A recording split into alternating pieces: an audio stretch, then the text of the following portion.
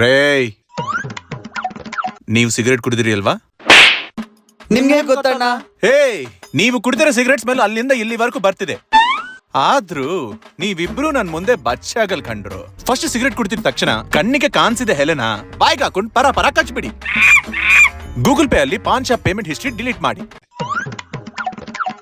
ಹೇಯ್, ನಿನ್ ಚಪ್ಲಿನ ಒಂದ್ಸಾರಿ ನೋಡ್ಕೊಲಿ. ಬೇಡ ಬಿಡಿ ಅಣ್ಣ. ಕುಡಿದು ಸಿಗರೇಟ್ ನ ಕೆಳಗಾಕಿ. ಕಾಲಲ್ಲಿ ಉಜ್ವದ್ ಮಾತ್ರ ಅಲ್ವೋ, ಶೂನಲ್ಲಿ ಕಲೆ ಹೋಗ್ ತನಕ ಪುಷ್ಪ ಸ್ಟೆಪ್ ಹಾಕ್ಬೇಕು.